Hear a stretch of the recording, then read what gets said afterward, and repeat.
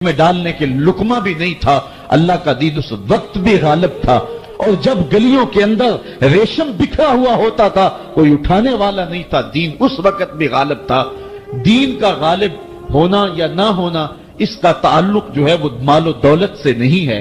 اقبال کہتا ہے کہ زوال بندہ مومن کا بے زری سے نہیں، مومن کا زوال بے زری سے نہیں ہے بلکہ اس کا سبب کوئی اور ہے۔ وہ سبب ڈھونڈنا ہے کہ ہم دنیا میں رسوا ہو کے کیوں رہ گئے، ہم زمانے کے سامنے تماشا کیوں بن کے رہ گئے، آج نبی کی امت پوری کائنات میں رسوا ہو کے کیوں رہ گئی، آج ہمارا تماشا دیکھا جا رہا ہے، آج بھوکے کتوں کو ہماری بے شمار بہنوں کے اوپر چھوڑا جا رہا ہے اور اس کا تماشا دیکھا جا رہا ہے۔ کیا ہم نے یہ دن بھی دیکھنے تھے؟ ہم نے سراغ لگانا ہے۔ دولت کی قلت اور کثرت یہ ثانوی چیزیں ہیں۔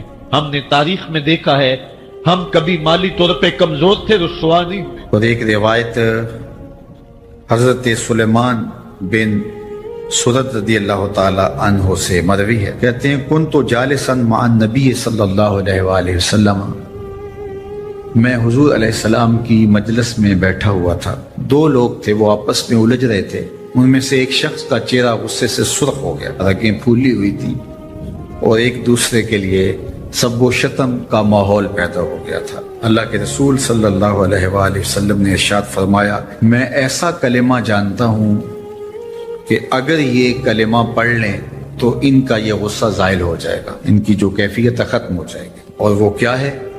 اعوذ باللہ من الشیطان الرجیم۔ یہ پڑھ لیں تو جو ان کے اندر ہے وہ چلا جائے گا۔ تو لوگوں نے اس شخص کو کہا جس کی رگیں پھولی ہوئی تھی اور غصے سے اس کا چہرہ سرخ ہوا جا رہا تھا کہ تعوذ پڑھو، اعوذ باللہ من الشیطان الرجیم پڑھو۔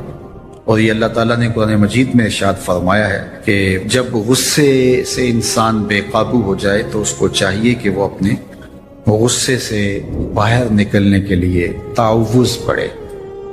ایک روایت میں ہے اللہ کے محبوب نے ارشاد فرمایا تم میں سے اگر کوئی شخص غصے میں آئے تو وہ خاموش ہو جائے، تو خاموشی سے غصے کا لیول نیچے آنا شروع ہو جائے گا۔ اور ایک روایت میں ارشاد فرمایا جب تم میں سے کوئی شخص غصے میں ہو تو وہ کھڑا ہوا ہو تو وہ بیٹھ جائے، اور اگر اس کا غصہ اس سے زائل ہو گیا تو ٹھیک، ورنہ لیٹ جائے۔ یعنی اگر وہ کھڑا ہو تو بیٹھ جائے، اور اگر بیٹھنے کے باوجود بھی غصہ ختم نہیں ہونے پا رہا تو لیٹ جائے، خاموش ہو جائے، تعوذ پڑھے اور بیٹھ جائے یا پھر لیٹ جائے۔ تو یہ چار صورتیں غصے کو کم کر دیتے ہیں۔ تو غصے کو نافذ کرنے کی بجائے کوشش کرنی چاہیے کہ غصہ جو ہے وہ فروغ ہو جائے، کیونکہ غصے میں انسان ایسے امور کر لیتا ہے کہ بعد میں اس کو سخت پچھتاوا ہوتا ہے۔ تو ایک شخص نے حضور سے کہا کہ حضور مجھے کوئی وصیت کیجئے۔ حضور نے اسے ارشاد فرمایا کہ تو غصہ نہ کیا کر۔ اس نے پھر کہا مجھے وصیت کیجئے، تو آقا کریم نے پھر فرمایا غصہ نہ کیجئے۔ اس نے پھر کہا یہ بات ایک بار نہیں، اس نے کئی بار حضور سے پوچھی۔